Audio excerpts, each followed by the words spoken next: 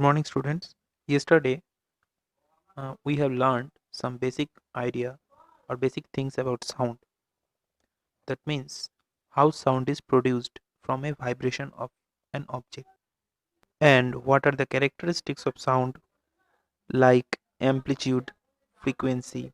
So today, I will teach you the another parts of sound. Now we see how sound is produced by human. So human has a vocal box which is known as larynx. So it consists of uh, two ligaments which is known as vocal cord.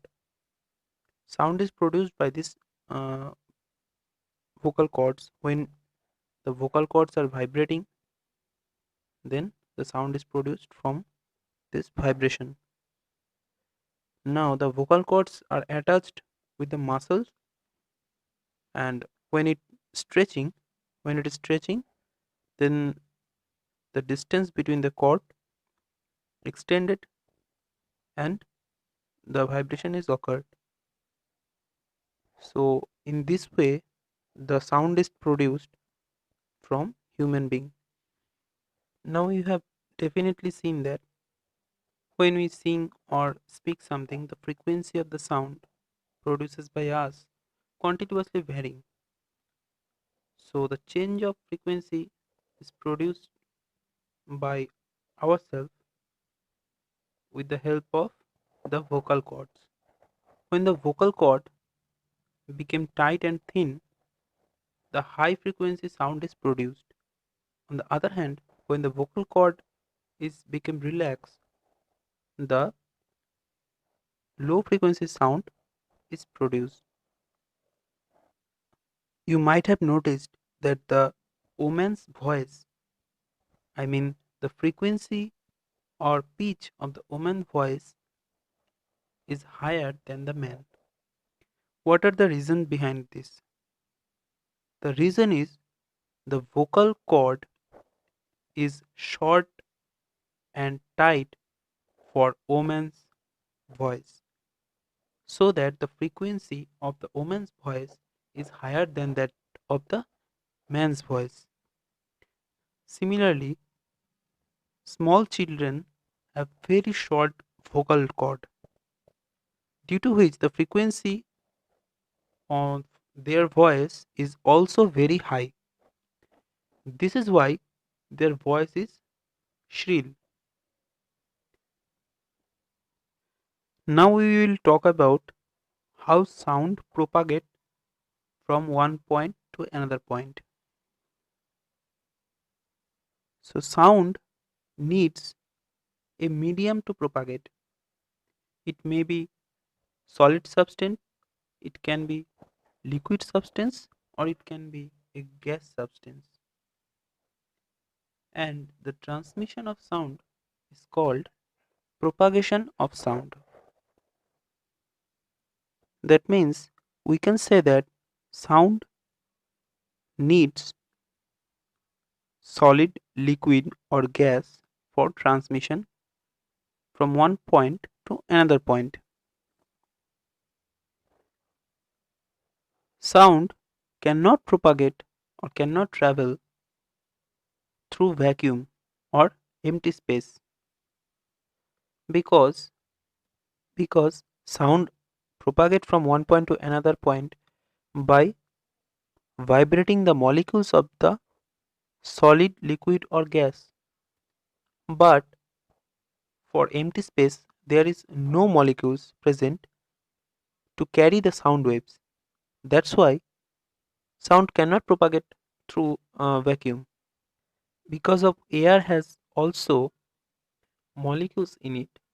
So when we speak something, the other person can hear it clearly because air has molecules in it, and when the sound is propagated, the air molecules will vibrate and sound propagates through it.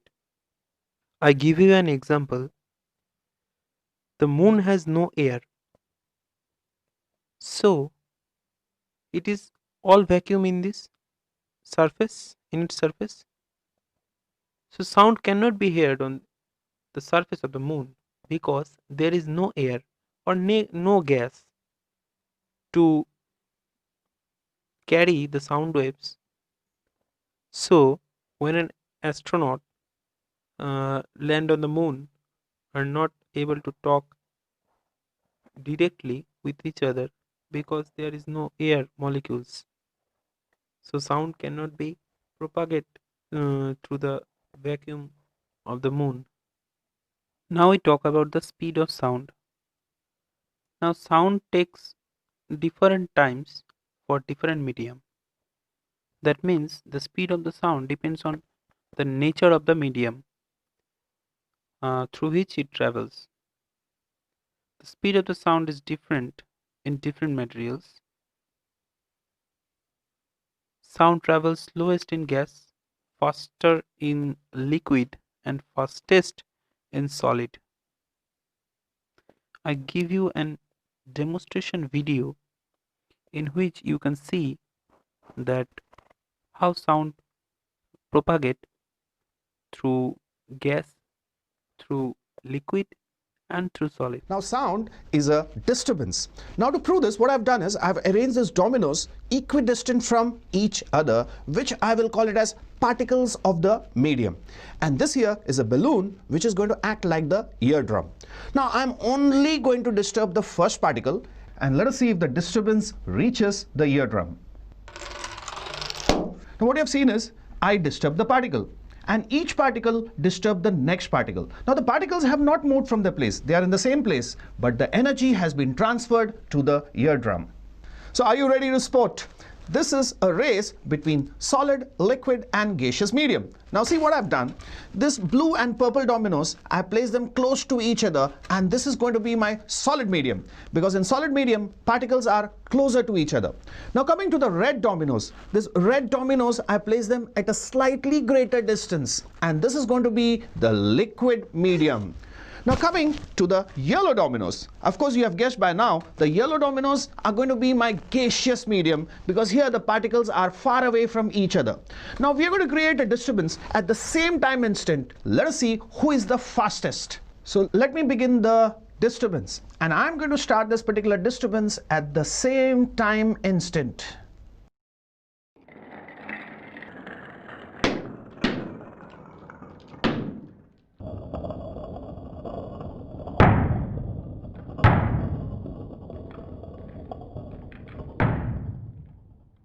So now it is clear the disturbance travels fastest in the solid medium. So where will sound travel faster? Of course, the solid medium. So sound is fastest in the solid medium, slightly slower in the liquid medium, and much slower in the gaseous medium. So this was an experiment to show you that in solid, liquid and gases, sound travels fastest in the solid medium. It is found that the speed of the sound for air is 340 meter per second. For water, it is 1500 meter per second, and for solid, as an example iron, it takes 5000 meter per second.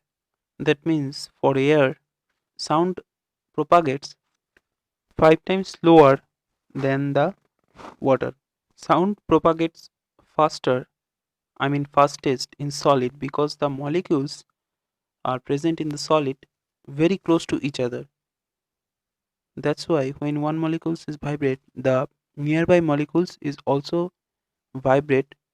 That's why sound travels faster in solid medium. Now the question arises, why we see the flash of lightning first, and after some time the sound arises to our ears? This is because the speed of light is much faster than the sound. The speed of light is 3 into 10 to the power 8 meter per second, where the speed of sound is only 340 meter per second. The Sound travels at a slow speed, but light travels much and much faster.